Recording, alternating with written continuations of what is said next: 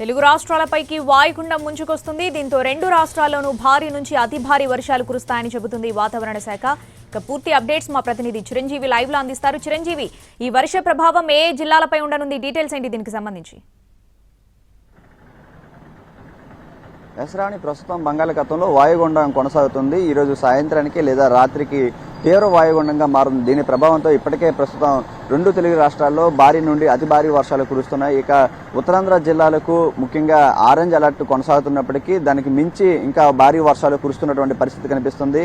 విశాఖలో ప్రస్తుతం అయితే నిన్న రాత్రి నుంచి కూడా ఎడతెరిపి లేకుండా కురుస్తున్నటువంటి భారీ వర్షాలకు చాలా వరకు లోతట్టు ప్రాంతాలన్నీ జలమయం అవుతున్నాయి.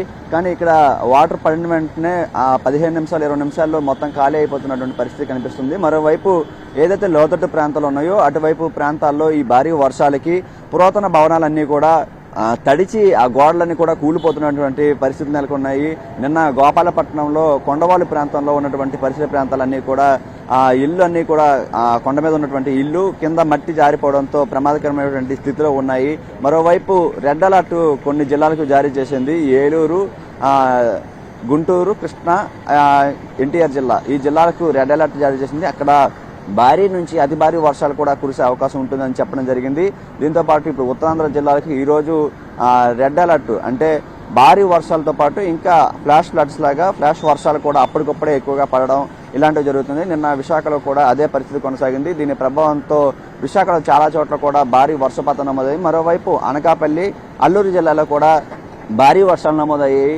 గరిష్ట స్థాయిలో వర్షాలన్నీ కూడా నమోదవడం, దాంతోపాటు అనకాపల్లిలో 100 ఎకరాల్లో పంట కూడా నీట మునిగినటువంటి పరిస్థితి కనిపిస్తుంది. అల్లూరు జిల్లాలో అయితే ఘాట్ రోడ్ను తాత్కాలికంగా మూసివేసిన పరిస్థితి. ఎందుకంటే ఎక్కడికక్కడ కొండ చర్యలు పడిపోతున్నాయి, వాహనదారులకు ఇబ్బందులు ఎదురుతాయని చెప్పేసి చెప్తున్నారు. మరోవైపు ప్రమాదకరంగా వాగులు, వంకలు అనేవి కూడా చాలా వరకు ఉప్పొంగుతున్నాయి. ఆ ప్రమాదకరమైన వాగులనే గిరిజనులు కూడా దాటుతున్నటువంటి పరిస్థితి. కాబట్టి ఎట్టి పరిస్థితుల్లో అవసరమైతే తప్ప దాటొద్దని చెప్పేసి అక్కడ అధికారులు చెప్తున్నటువంటి పరిస్థితి కనిపిస్తుంది. మరోవైపు ఇక్కడ విశాఖ చూసుకుంటే రానున్న 24 గంటలు కూడా భారీ నుండి అతి భారీ వర్షాలు కురిసే అవకాశం ఉందని వాతావరణ శాఖ అధికారులు అయితే చెప్తున్నారు. ఇప్పటికే హెల్ప్ లైన్ కూడా ఏర్పాటు చేయడం జరిగింది. ఎవరికైనా సరే ఈ ఏదైతే వరద నీటిలో కానీ చిక్కుకున్నా, వర్షపు నీటిలో చిక్కుకున్నా వాళ్ళంతా కూడా సురక్షిత ప్రాంతాలకు చేరుకోవాలని చెప్పేసి మరోవైపు జిల్లా యంత్రాంగం చెప్తున్నటువంటి పరిస్థితి కనిపిస్తుంది. వాయుగుండం ప్రస్తుతం కొనసాగుతుంది. తర్వాత పూరి దిగ, ఈ రెండు ఒరిస్సా, పశ్చిమ బెంగాల్, ఈ రెండు రాష్ట్రాలకు సంబంధించిన పూరి దిగ, ఈ రెండు ప్రాంతాల్లో వాయుగుండం తీవ్ర వాయుగుండంగా మారి దాటే క్రమంలో ఇంకా భారీ వర్షాలు కురిసే అవకాశం కనిపిస్తున్నట్టు Shravani. Right Chiranjeevi, thanks for the updates.